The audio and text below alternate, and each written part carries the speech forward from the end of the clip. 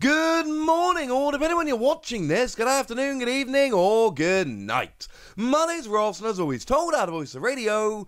So today we're bringing the top 10 cards from Lost Abyss, which is of course going to make up a large part of our Lost Origins set. Now, I want to just say right on the outset here, the ordering of this list was a nightmare. Number 1, I feel really good about. Number 2 and 3, I feel alright about. The rest of it, I like the list, but I don't love the order. And there are a couple of cards here that I have absolutely no idea what I'm supposed to be doing with. Please bear that in mind. I am doing my best, ladies and gentlemen, but things are getting weird. So in at number 11, we got ourselves a pair of supporters, Fantina and Thornton. Not Thornton. That's very important. And these are cards that probably should be higher on the list. The order of some sets I find very easy. The order of this set has just been an absolute nightmare to try and figure out. Please don't take the order too seriously until we get up to the top 3, in which case you really should. Now, Thornton here is a very good card.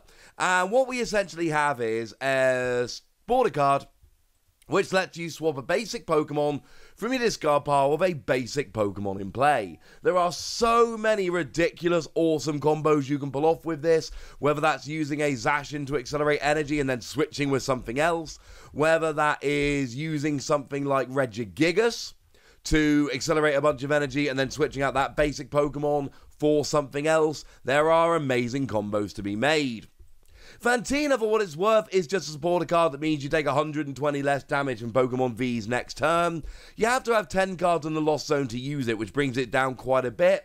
But as a one-off supporter in decks that are playing around with the Lost Zone, it's really rather nice. So in at number 10, we've got Porygon 2. Now, partly it's the Okacheke artwork, which I adore. Partly it's the fact that it's Porygon 2, and Porygon was my original favourite Pokemon, it's still number 2. But partly it's because I think this has a real shot to be good. For 1 colourless energy, it does 20 damage for each tool in both players' Lost Zones. Yeah, that's really good. That's like really good. Just try and hammer tools in and go. Obviously, we have the Toolbox card that lets you look at the top 7 cards of your deck and put any tools that you find into your hand, which is quite nice.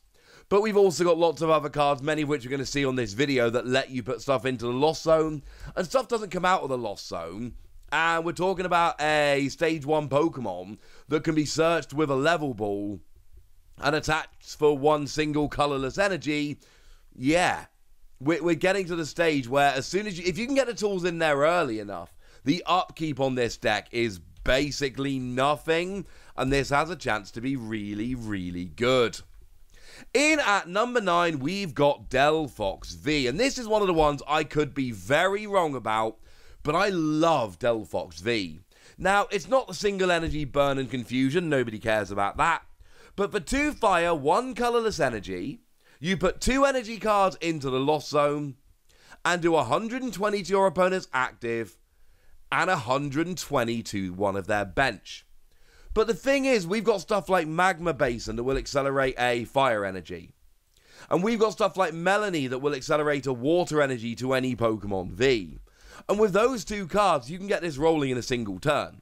Attachment for the turn, Magma Basin, Melanie. And there's other things we can use for energy acceleration, but hitting 120 to the active and 120 to the bench seems really good. We've got ways to accelerate energy quite nicely. I think Delphox V could end up being genuinely legit, and I am delighted. In at number 8, we've got Donphan, and like Porygon 2, there is a chance that this is just me wish casting and putting my favourite Pokemon on the list. Maybe. I mean, look at the artwork on this Phanpy and tell me I'm wrong.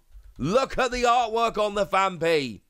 Point is, for a single energy, you do 110 damage. But if you evolve this turn, it doesn't work. The attack does nothing. Now, we are waiting on the ruling, but I've talked to people at the lovely Will Post, and we reckon, and this is my opinion as well, I think this will work with Zoroark. I.e., if I get a Stage 1 Zoroark, I can evolve up, immediately swap for Donphan and let it hit 110, and because it didn't evolve this turn, I think that should work. If Zoroark Trick doesn't work, then it's a much worse card. but it hits one of the best weaknesses in the game. It's a single energy. I love it. I absolutely love it. In at number 7, we've got Aerodactyl V-Star, and if the price of Aerodactyl V and V-Star in Japan is anything to go by, Japanese players don't agree with me, because this card is stupid cheap. Now, Aerodactyl V, I don't really care, but Aerodactyl V-Star, well, free energy, 240, put the top 3 cards of your deck in the Lost Zone. And I get that randomly putting 3 cards in the Lost Zone is not a great idea and can go terribly, terribly wrong, but also 240 is easily enough to get a KO on Pokemon V. Add a choice bout and you'll get the KO on a lot of V-Star, and this just hits good numbers.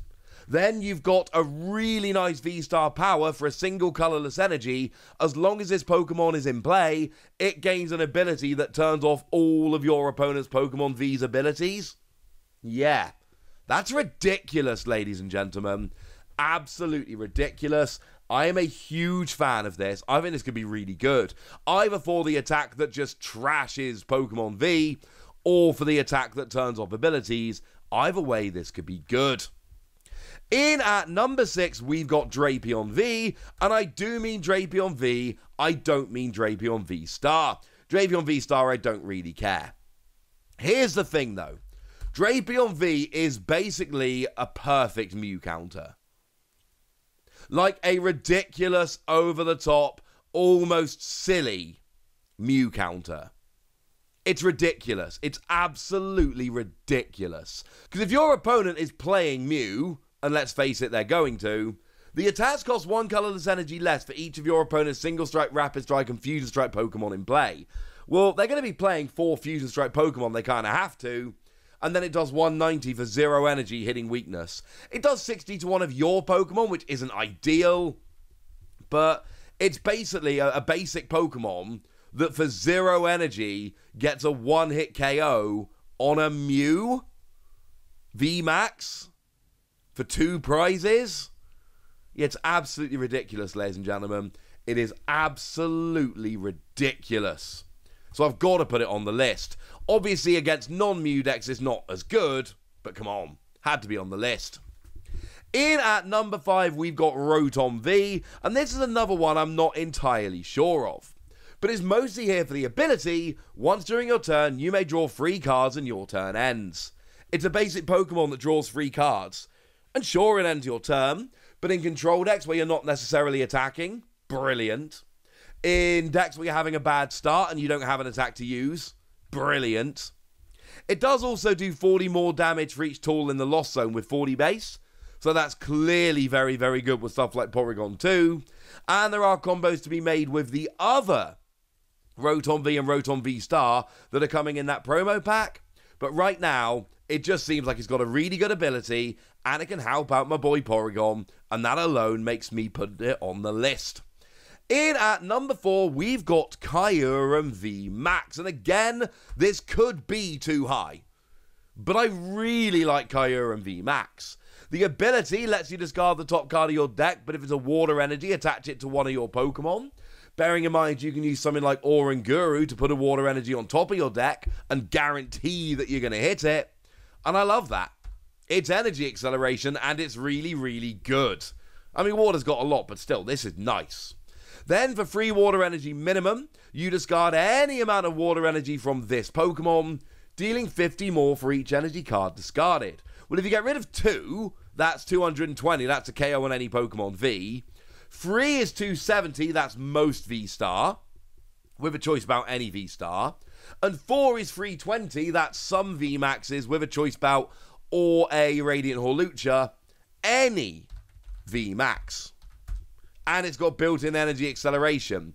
And we got all the other stuff like Melanie that'll work with water Pokemon. Yeah, this one seems really, really good. Good attack, great ability. I like this very much indeed. In at number 3, we've got Sableye, and this is where I start looking at the set as a whole and going, yeah, these 3 cards are ridiculous and are going to see a huge amount of play.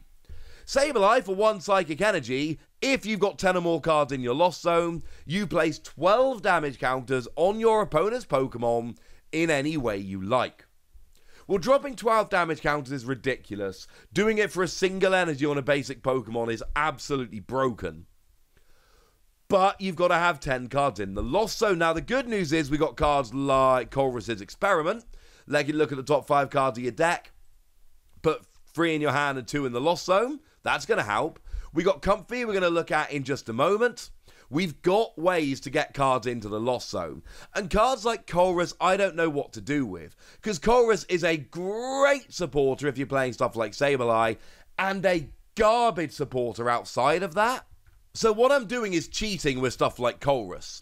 I'm putting Colress in with Sableye and with Giratina, we'll see in a minute. Because I don't think you can separate those cards out. So Colress is a top 3 card if you're playing stuff like Sableye. Otherwise, it doesn't belong on the list, so we're putting it in and cheating. Hey, speaking of Comfey, in at number 2, we've got Comfey. And Comfey, I do think, is absolutely great.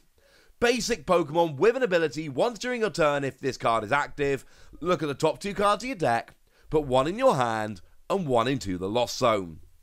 Now, I'm fully aware that if you're playing this in a non-Lost Zone deck, there are going to be times where you look and there are 2 cards and you really, really don't want to put either into the Lost Zone. This will backfire, but it's still pretty nice draw on a basic Pokemon, and that alone means it's a very, very good card. And then we think about the decks like Sableye that want to have cards in the Lost Zone. In a deck like Sableye or Giratina, it's absolutely broken. Like crazy over the top broken. In other decks, it's still really good. Basic draw power is good. It always has been. It's why I put Rotom on the list. But this can be used by any deck and absolutely taken advantage of by others. I love it. But in at number 1, it's Giratina. And I kind of like it. There's something quite comforting about the fact that the best card in the set is also the cover card of the set. But if you go and look at prices over in Japan, as I have, and I did a video about it the other day, you will notice that Giratina is going nuts. And the regular version, regular Giratina V and V Star, are about 12.5 times as expensive as a regular generic V or V Star. That's what we're looking at here. And it's because it's great. Giratina V Star, 3 energy, 280 damage. Sure, you have to put 2 energy attached to your Pokemon in the Lost Zone, but it is your Pokemon, not necessarily Giratina.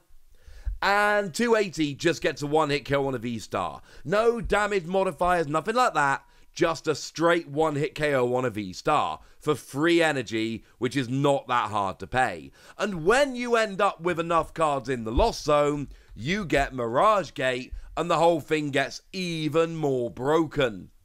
Because if you've got 7 cards in the Lost Zone, and bearing in mind you put 2 in there when you attack, and then you got stuff like Comfey and Colress, then it's an item card that lets you search for 2 basic energy of different types and attach them to your Pokemon in any way you like.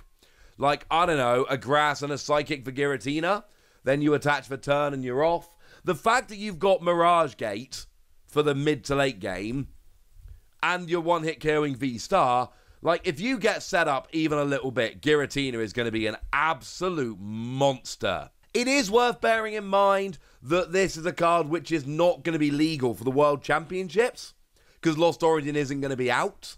So that is something to bear in mind. But make no mistake about it, when we get to next season, Giratina is going to be one of the front runners. It looks absolutely ridiculous. And I suppose we should point out it's also got a really nice V-Star power for 2 energy. If you've got 10 or more cards in the Lost Zone, instant KO on your opponent's active Pokemon, no matter how high the HP or anything like that. That's potentially very, very useful. It's not even the reason I'm loving the card. The main attack is the main reason I'm loving the card. This is just one whole heap of a nice bonus. And there we go, ladies and gentlemen. We didn't put Colress or Mirage Gate on the list because they really needed to be paired with those other Pokemon, but I think we got a decent list here. This is a set which is bringing us some good cards, and I, for one, am very happy. But I want to hear from you guys. I want to know your top 10 list. I want to know which cards you're excited about. I want to know anything you want to tell me, so let me know in the comment section. Go nuts! Be nice. And then make sure you like this video, subscribe to this channel, follow me on Twitter at TheWasi. That's where we talk about Pokemon and frankly a whole bunch of other fun Pokemon stuff and other card games and just fun stuff in general.